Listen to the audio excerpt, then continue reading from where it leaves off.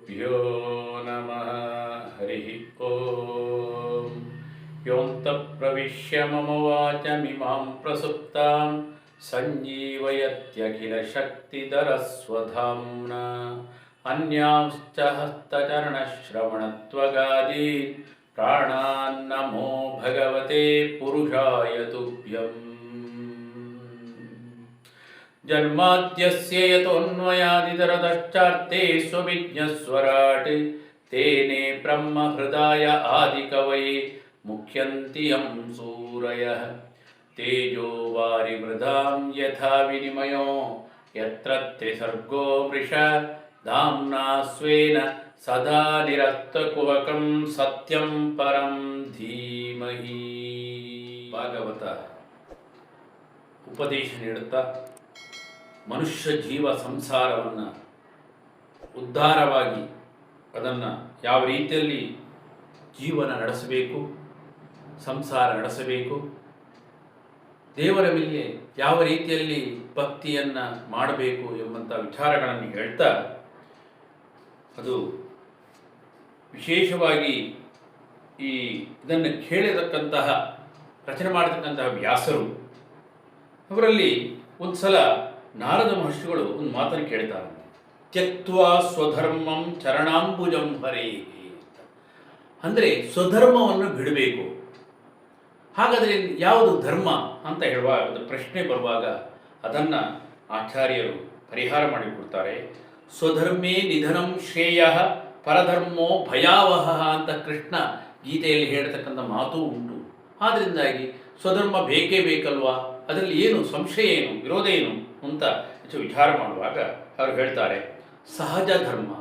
ಸಹಜ ಧರ್ಮ ಅಂತ ಹೇಳುವಾಗ ಅಲ್ಲಿ ನಮ್ಮ ಸ್ವಾರ್ಥಪರವಾದಂತಹ ಆಚರಣೆಗಳೆಲ್ಲ ಇದೆ.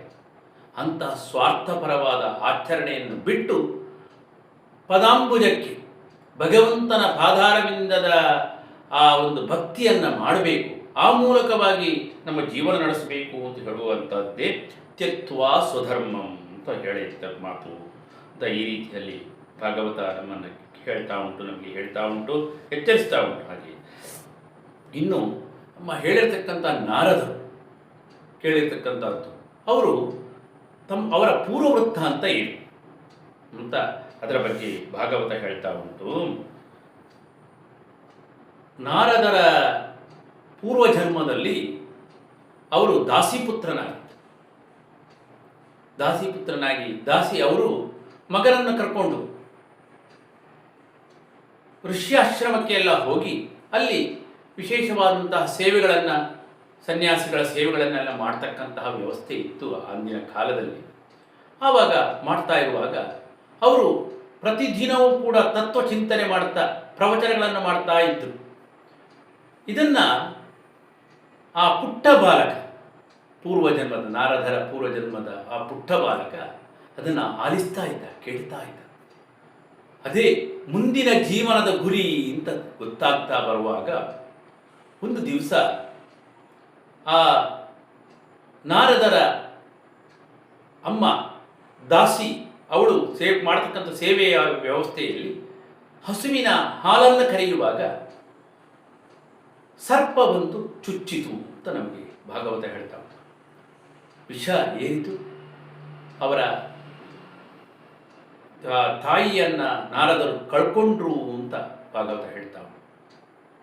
ಅದನ್ನು ಏನು ಮಾಡಬೇಕು, ಆ ಅಮ್ಮ ತೀರ್ಪು ಈ ರೀತಿಯಲ್ಲಿ ಸಾವಿಗೆ ಹೋಗುವಾಗ ಏನೆಲ್ಲ ಮಾಡಬೇಕು, ಯಾವ ರೀತಿಯಲ್ಲಿ ಹೋಗಬೇಕು ಅಂತ ಎಲ್ಲ ವಿಚಾರಗಳನ್ನು ಎಲ್ಲ ಋಷಿಗಳೆಲ್ಲ ಸೇರಿ ಅದಕ್ಕೆ ಬೇಕಾದಂತಹ ವಿಧಿವಿಧಾನಗಳನ್ನು ಮಾಡ್ತಾ ಮುಂದೆ ಇವನ ಜೀವನ ಯಾವ ರೀತಿಯಲ್ಲಿ ನಡೀಬೇಕು ಅಂತ ಹೇಳುವಾಗ ಅವರು ಭಾಗವತ ಹೆಸರಿನಲ್ಲಿ ಅವನಿಗೆ ಭಾಗವತ ಮಂತ್ರವನ್ನು ಉಪದೇಶ ಮಾಡಿದರು ಅಂತ, ಭಗವಂತನ ಆ ನಾಮಸ್ಮರಣೆಯನ್ನು ಮಾಡಲಿಕ್ಕಾಗಿ ಉಪದೇಶ ಮಾಡಿದರು.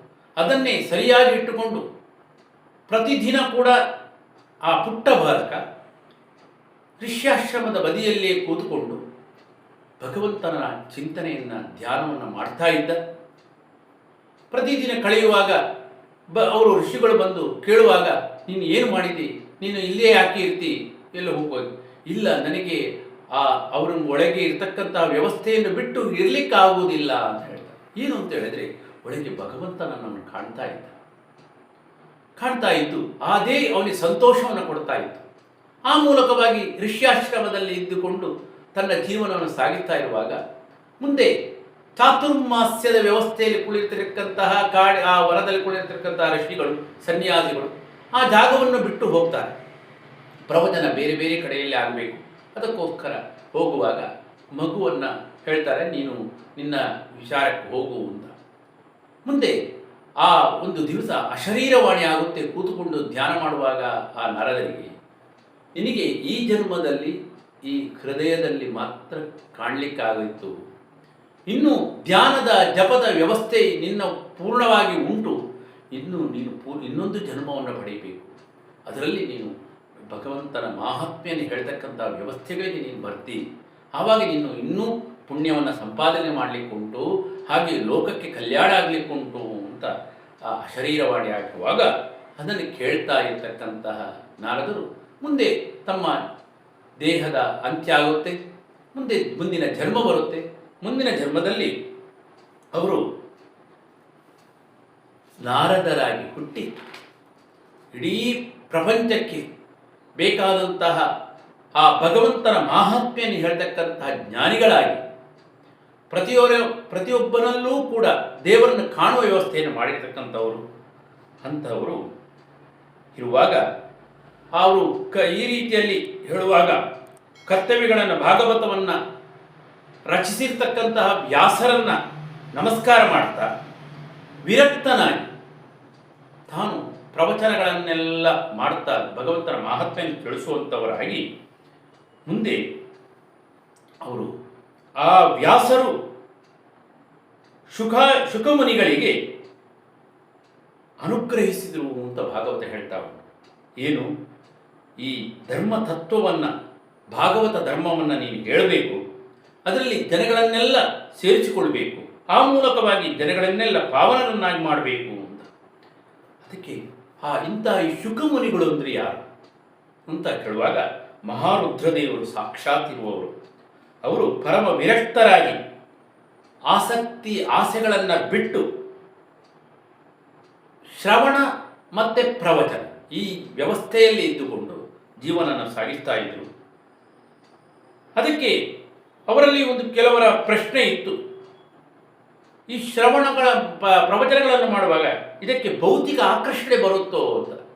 ಅವರು ಹೇಳ್ತಾರೆ, ನನಗೆ ಭೌತಿಕ ಆಕರ್ಷಣೆ ಅಲ್ಲ, ಎಲ್ಲರ ಮನಸ್ಸಿನಲ್ಲೂ ಕೂಡ ದೇವರ ಧ್ಯಾನ ಬರಬೇಕು.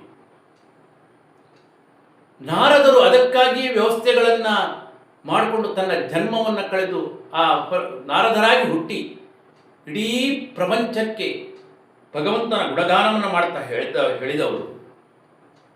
ಅಂಥವರ ಇದರಲ್ಲಿ ನಾನು ಕೂಡ ಆಸಕ್ತನಾಗಿ ನಾನು ಕೂಡ ಆ ಭಗವಂತನ ತತ್ವ ಚಿಂತನೆಯನ್ನು ಮಾಡಬೇಕು, ಎಲ್ರಿಗೂ ಕೂಡ ಅದರಿಂದಾಗಿ ಉಪಯೋಗ ಆಗಬೇಕು, ಪ್ರಯೋಜನ ಸಿಗಬೇಕು. ಮತ್ತು ನನಗೆ ಬೇಕಾದ ಏನು ಪ್ರಯೋಜನ ಉಂಟು ಅಂತ ಹೇಳಿದರೆ ಅದಕ್ಕೆ ನನಗೆ ಬೇಕಾದ ಏನೂ ಪ್ರಯೋಜನಗಳು ನಾನು ಅಪೇಕ್ಷೆ ಮಾಡೋದಿಲ್ಲ, ಭಗವಂತನ ಅನುಗ್ರಹ ಮಾತ್ರ ನಾನು ಇದು ಮಾಡ್ತೇನೆ, ಆ ಮೂಲಕವಾಗಿ ಅದನ್ನೇ ಅಪೇಕ್ಷೆ ಮಾಡ್ತೇನೆ ಅಂತ ಹೇಳ್ತಾ ಈ ರೀತಿಯಲ್ಲಿ ಇರುವಾಗ ಪ್ರಹ್ಲಾದ ಒಂದ್ಸಲ ತಾನು ವಿದ್ಯಾಭ್ಯಾಸ ಮಾಡ್ತಾ ಇರುವಾಗ ಚಂಡಾಮರ್ಕರು ಪ್ರಹ್ಲಾದನಲ್ಲಿ ಕೇಳ್ತಾರೆ, ಪ್ರಹ್ಲಾದ ನೀನು ತತ್ವಚಿಂತನೆಯಲ್ಲಿ ಆ ವಿಷ್ಣುವಿನ ವಿಷಯದಲ್ಲಿ ಯಾಕೆ ಹೋಗ್ತಾ ಇದ್ದಿ, ಏನು ಉಂಟು ಅದರಲ್ಲಿ ಹೇಳುವಾಗ ಅವರು ಹೇಳ್ತಾರೆ, ಪ್ರಹ್ಲಾದ ಹೇಳ್ತಾನೆ, ನನಗೆ ಅದು ನನ್ನನ್ನು ಎಳಿತಾ ಉಂಟು,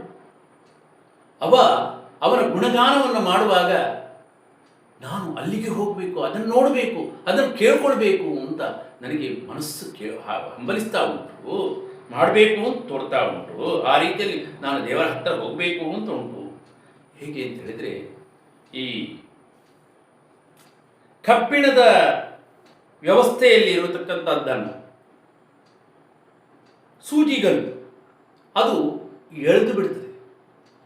ನಮಗೆ ಬೇಕಾದಂಥ ವ್ಯವಸ್ಥೆಗಳನ್ನು ನಾವು ಕಾಣಲಿಕ್ಕಾಗಿ ವ್ಯವಸ್ಥೆಗಳು, ಸೂಜಿಗಲ್ಲು ಯಾವ ರೀತಿಯಲ್ಲಿ ಕಬ್ಬಿಣವನ್ನು ಎಳೆದು ತನ್ನ ಹತ್ತಿರ ತಗೊಂಡು ಬರ್ತದೋ ಅದೇ ರೀತಿಯಲ್ಲಿ ಭಗವಂತ ಎನ್ನುವ ಸೂಜಿಗಲ್ಲಿನಂತೆ ಅದು ನನ್ನನ್ನು ಎಳೆಯಲಿಕ್ಕೆ ಶುರು ಮಾಡಿತು. ನಾನು ಆ ಐಹಿಕವಾದಂಥ ಸುಖಗಳನ್ನು ಬಿಟ್ಟು ಆಮುಷಿಕವಾದಂತಹ ವ್ಯವಸ್ಥೆಗಳಿಗಾಗಿ ನಾನು ಹೋಗ್ತಾ ಇರ್ತೇನೆ. ಅದೇ ನನಗೆ ಬೇಕು ಅಂತ ಆ ಪ್ರಹ್ಲಾದನ ವಿಚಾರವನ್ನು ಹೇಳುವ ಮೂಲಕವಾಗಿ ಈ ಸೂತ ಪ್ರಾಣಿಕರು ಶುಕಮುನಿಗಳು ಈ ವ್ಯವಸ್ಥೆಯನ್ನು ಹೇಳ್ತಾರೆ. ಈ ರೀತಿಯಲ್ಲಿ ನಾನು ಅದರ ಬಗ್ಗೆ ಆಸಕ್ತರಾಗಿದ್ದೇನೆ, ಅದನ್ನು ನಾನು ಮಾಡಬೇಕು ಅಂತ ಹೇಳ್ತಾ, ಇದಕ್ಕೆ ಬೇಕಾದಂತಹ ಆತ್ಮಬಲ ಯಾವುದು? ಆತ್ಮಬಲ ಅಂತ ಹೇಳಿದರೆ ಇದಕ್ಕೆ ನಮಗೆ ಬೇಕಾದಂತಹ ದಾರ್ಢ್ಯವಾದಂತಹ ಭಕ್ತಿ ಅದು ಬೇಕು. ಅದಕ್ಕೋಸ್ಕರ ಭಾಗವತದಲ್ಲಿ ಅಶ್ವತ್ಥಾಮನ ಕತೆ ಬರುತ್ತೆ. ಅಶ್ವತ್ಥಾಮ ದುರ್ಯೋಧನ ಸಹವಾಸದಿಂದಾಗಿ ಪಾಂಡವರ ಶಿಬಿರವನ್ನು ಪ್ರವೇಶಿಸಿ ಆ ಹಸುಗೂಸುಗಳನ್ನೆಲ್ಲ ಸಂಹಾರ ಮಾಡ್ತಾನೆ. ಕೃಷ್ಣಾರ್ಜುನರಿಂದ ತಿಳಿದ ಮೇಲೆ ಅವನ ಅಶ್ವತ್ಥಾಮನನ್ನು ಬೆನ್ನು ಹಿಡಿದು ಬಂತು. ಆವಾಗ ಅಶ್ವತ್ಥಾಮ ಅಂಜಿ ತನ್ನ ಬ್ರಹ್ಮಾಸ್ತ್ರವನ್ನು ಪ್ರಯೋಗಿಸಿದ ಈ ಕೃಷ್ಣಾರ್ಜುನರ ಮೇಲೆ. ಪುನಃ ಇಲ್ಲಿ ಕೃಷ್ಣನ ಪ್ರೇರಣೆಯಿಂದಾಗಿ ಅರ್ಜುನ ಕೂಡ ಬ್ರಹ್ಮಾಸ್ತ್ರವನ್ನು ಪ್ರಯೋಗ ಮಾಡಿದ. ಎರಡು ಬ್ರಹ್ಮಾಸ್ತ್ರಗಳ ಕಾದಾಟ ನಡೀತಾ ಇರುವಾಗ ಲೋಕ ತುಂಬ ತೊಂದರೆಗೊಳಗಾಯಿತು. ಇದನ್ನು ಕೂಡಲೇ ಅದನ್ನು ಹಿಂದೆ ತಗೊಳ್ಬೇಕು ಅಂತ ಹೇಳಿ ಅದಕ್ಕೆ ಅವನಿಗೆ ಜ್ಞಾನ ಆಯಿತು. ಅಥವಾ ಕೃಷ್ಣ ಪರಮಾತ್ಮ ಅಥವಾ ವೇದವ್ಯಾಸರು ಹೇಳ್ತಾರೆ ಈ ರೀತಿಯಲ್ಲಿ ಹಿಂದೆ ತಗೊಳ್ಬೇಕು ಅಂತ. ಅದಕ್ಕೆ ಅಶ್ವತ್ಥಾಮ ತಾನು ಬಿಟ್ಟ ಆ ಬ್ರಹ್ಮಾಸ್ತ್ರವನ್ನು ಹಿಂದೆ ತಗೊಳ್ಳಿಕ್ಕಾಗುವುದಿಲ್ಲ. ಅರ್ಜುನ ತನ್ನ ಬ್ರಹ್ಮಾಸ್ತ್ರವನ್ನು ಹಿಂದೆ ತಗೊಂಡ. ಇದು ಯಾವ ರೀತಿಯಲ್ಲಿ ಆಯಿತು? ಅಶ್ವತ್ಥಾಮ ಬ್ರಹ್ಮಚಾರಿ ಆಗಿದ್ದರೂ ಕೂಡ ಅವನಿಂದ ಆಗಲಿಲ್ಲ ಅಲ್ವಾ ಅಂತ. ಅಂದರೆ ಅವನಲ್ಲಿ ವಿಷಯಾಸಕ್ತ.